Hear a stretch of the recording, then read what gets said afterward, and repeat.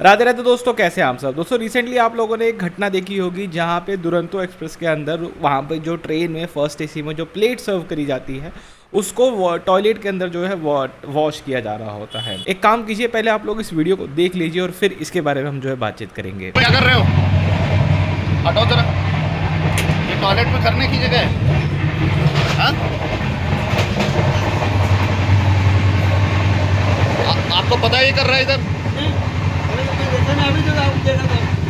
क्या कर रहे हैं टॉयलेट के अंदर? उधर नहीं करने का था, क्या नाम है आपका? सुरेश। हाँ? सुरेश। सुरेश, कौन सी कंपनी के लिए काम कर रहे हो इधर? ये आप दुरंतो एक्सप्रेस 1, 2, 2, 3 जो एर्नाकुलम से कल चली है, आप उसके अटेंडेंट है। आपको मालूम नहीं है टॉयलेट के अंदर बर्तन धो रहा है, इसमें खाना दे रहे हो आप लोग? देखा नहीं, इधर धोता है वो लोग। देखिए दोस्तों, इस पूरी वीडियो को देखने के बाद ना मेरे इसके ऊपर ना दो नज़रिए हैं और वो दोनों ही नज़रिए मैं आप लोगों के साथ जो है शेयर करना चाहूँगा। सबसे पहली जो इसमें इंपॉर्टेंट चीज़ है वो है कि भाई ये जो भी हो रहा है गलत हो रहा है, ठीक है। जो आप भी मानोगे कहीं ना कहीं this is completely ethically, morally, socially, ठीक है, हर तरीके से जो है ये चीज़ गलत है। और हाइजीनिकली, हाइजीन तो मतलब इसमें धज्जियाँ उड़ा दी गई हैं हाइजीन की तो कहीं ना कहीं, ठीक है। ये कम्प्लीटली गलत है, इसमें कोई वो वाली बात नहीं है। इसमें आपका जो स्टाफ है वो कम्प्लीटली ट्रेंड नहीं है, ठीक है। IRCTC की इसमें पूरी की पूरी गलती है, उसके वेंडर की इसमें पूरी पूरी गलती है। ये सारी बातें तो देखो आप भी सोच सकते हो, उसमें कुछ खास नहीं है, ठीक है। दीज आर कॉमन सेंस वाली चीज़ें। हमें इसके ऊपर क्या डिस्कस करने की ज़रूरत है और इसकी रूट कॉज क्या है उसको समझते हैं। देखिए, जब भी पूरी घटना घटी तो ट्रुथ ऑन ट्रैक करके एक यूट्यूब चैनल है और इंस्टाग्राम पेज है जिन्होंने इस पूरी वीडियो को सामने लाए और वहाँ से जो है पूरी वायरल होनी स्टार्ट हुई, करेक्ट, जिसमें वो वाली सारी बातें रहीं। और उसके बाद IRCTC ने भी इसके ऊपर जो है फ़ाइन लगाया। ऐसा बताया जा रहा है कि इस पर 50 लाख रुपए का फ़ाइन जो है लगाया गया है, ठीक है। लेकिन मैं दोस्तों आपको एक बात बताना चाहूँगा कि IRCTC ने ये फ़ाइन लगाया है लेकिन वो उसको कभी रिकवर नहीं कर पाएंगे, या रेलवेज इसको कभी रिकवर नहीं कर पाएगा। क्यों? क्योंकि वेंडर इसको पे नहीं करने वाला। मैं बताता हूँ क्यों नहीं करने वाला, क्या गलती है और किस पॉइंट ऑफ व्यू से ये जो है होगा। पहले मैं दोस्तों आपको एक बात बताना चाहूँगा कि कभी भी रेलवे आपसे अगर एक बात बोले कि हमने इस चीज़ के ऊपर इतना फ़ाइन लगाया, इतना ये करा, तो एक चीज़ होती है रियलाइजेशन ऑफ अमाउंट। अगर आप कॉमर्स के तो आपको पता लग गया होगा मैं क्या बात कर रहा हूँ, ठीक है। Realisation of amount is very important, ठीक है। Realisation of fine is very important, ठीक है। कितनी बार क्या होता है, जैसे मान लो आप और मैं गाड़ी चलाते हैं, कभी चलान बंद कर जाता है, ठीक है, तो कभी कभी तो हम उसको हाथ के हाथ पे कर देते हैं, कभी कभी वो कोर्ट वाले चला लेते हैं, कोर्ट में उनकी सेटलमेंट होती है, तो वो मान लो 5,000 का चला लें, सेटलमेंट जो है 500, 600 रुपये में, 1,000 रुपये में हो गई, 2,000 रुपये में हो गई, एक अलग बात है वो, ठीक है। तो इसी तरह से ये भी चीज़ें होती हैं जहाँ पे आपको एक गलती दिखी, जो अथॉरिटी ने आपके ऊपर एक फ़ाइन लगा दिया, जैसे इस केस में 50 लाख रुपए का फ़ाइन लगा दिया, लेकिन ये फ़ाइन में जो रियलाइजेशन अमाउंट है वो कितनी होगी, कितने रुपए में उसकी सेटलमेंट होती है, इसके ऊपर कभी भी जो है कोई भी चर्चा नहीं की जाती, आपको कुछ भी इसके ऊपर जो है नहीं बताया जाता। तो यही सारी की सारी जो है वो मेन बात छिपी होती है जो हमें समझने की ज़रूरत होती है। अब जैसा मैंने आपको बताया कि ना तो ये वेंडर ये अमाउंट पे करने वाला, ना IRCTC इस अमाउंट को कभी भी ये रियलाइज़ कर पाएगा। क्यों? देखो, यहाँ पे जो स्टाफ है उसकी गलती है, मैं कम्प्लीटली एग्री कर गया कि वो स्टाफ ट्रेंड नहीं था, उसके साथ वो सारे इश्यूज हैं, वो मानेगा। लेकिन वो कोर्ट में सिंपल एक चीज़ को लेकर के पहुँच जाएगा कि अगर फर्स्ट AC के अंदर क्रॉकरी सेट्स में खाना सर्व किया जाएगा तो उनको वॉश करने की और स्टोर करने की जगह तो अवेलेबल ही नहीं है।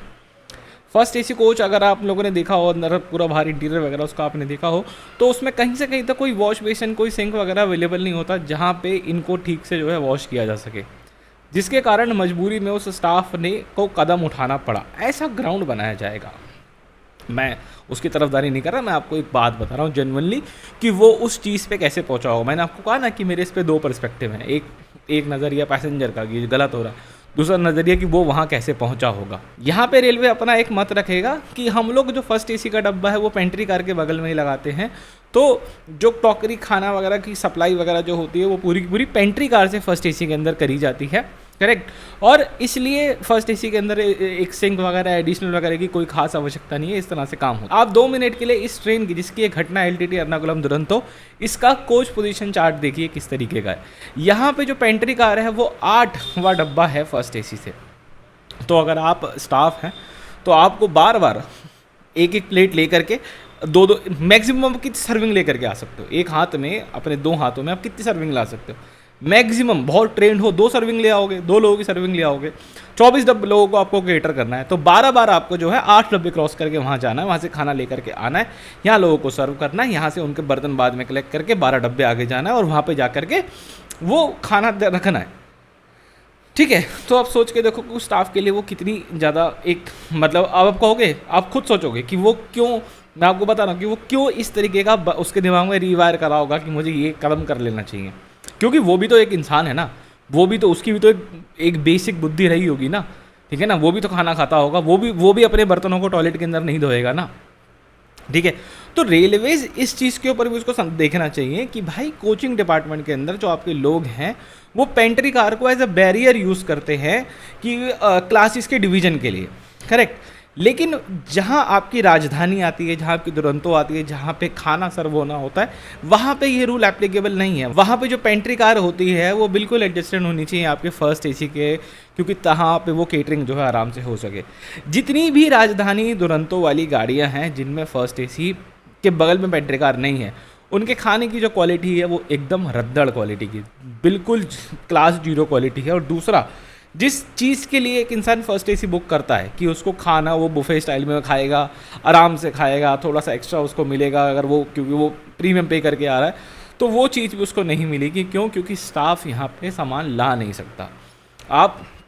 आपके अंदर खुद भी एक थोड़ी सी ह्यूमैनिटी होती है कि मान लीजिए आपको लेट्स से कि आपको चावल एक्स्ट्रा खाने हैं, आपने एक बार मंगवाया, आपको दोबारा एक्स्ट्रा चावल चाहिए, तो आप एक इंसान को कितनी बार बोलोगे कि यार जाओ 12 डब्बे दूर से मेरे लिए चावल लेकर के आओ। आप सोचो, एग्जाम्पल लो यहाँ पे आप चेन्नई दुरंतो का, चेन्नई दुरंतो के अंदर जो फर्स्ट एसी और पेंट्री कार की दूरी है, आप यकीन नहीं मानोगे, वो स्टार्टिंग से 3rd कोच पेंट्री कार होता है ट्रेन का, और आखिरी डब्बा जहाँ तक मुझे पता है पावर कार के आगे वाला जो डब्बा है वो फर्स्ट एसी का है। तो इतना बड़ा ह्यूज गैप है कि मतलब एक स्टाफ को सुबह ब्रेकफास्ट के लिए कम से कम ट्रैवल करना पड़ेगा लेट्स से 10 से 12 डब्बा, और फिर दिन में वो 3-4 बार ट्रैवल करेगा, तो वो यही करता रहेगा खाली खाली। ठीक है, अब आप में से काफ़ी सारे लोग ये बोल सकते हो कि बहुत सारी आर्ग्यूमेंट कर सकते हो, लेकिन this is practically not possible. और इन आर्ग्यूमेंट्स के बेसिस पे कहीं ना कहीं बड़े आराम से वो जो वेंडर है उसको ये फाइन नहीं देना पड़ेगा।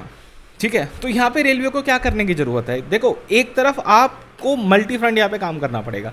एक तरफ जहाँ आप लोग IRCTC के स्टाफ को बोलोगे कि उनको प्रॉपर्ली ट्रेंड होना चाहिए, सब कुछ होना चाहिए, उसके ही साथ साथ ज़रूरत है आपको भी अपने इंफ्रास्ट्रक्चर को डेवलप करने की, और आपको भी इस चीज़ के ऊपर पैनी नज़र रखने की कि यदि आप लोगों ने एक सेवा को बनाया है, फर्स्ट एसी को पेंट्री कार के साथ जोड़ करके सेवा को बनाया है, तो ये दोनों डब्बे साथ में ही रहे। यहाँ पे कोचिंग टर्मिनल किस तरीके की बदतमीजी बेवकूफ़ी ना करे, जहाँ पे वो लोग पेंट्री कार को उठा के कहीं और डाल देते हैं, फर्स्ट एसी को उठा के कहीं और डाल देते हैं। अब एक जो पेंट्री कार का स्टाफ है, क्या उसकी इतनी चल सकती है कि वो ये कह सकता है कि नहीं, मैं ट्रेन में सर्विस नहीं दूंगा, मेरे को पेंट्री कार बिल्कुल बगल में चाहिए? क्या वो ऐसा बोल सकता है? क्या वो इतनी पोजीशन होल्ड करता है रेलवे के अंदर? नहीं।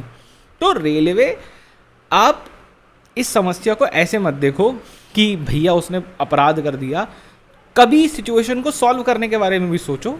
ठीक है, उसकी जड़ तक भी जाओ कि वो जड़ कहाँ से आ रही है, और वो जड़ जो है यहाँ से आ रही है। ठीक है, अब हम मानते हैं कि अगले कुछ महीनों के अंदर आप संज्ञान लोगे इस चीज़ के ऊपर, और इस चीज़ के ऊपर थोड़ा सा काम करोगे।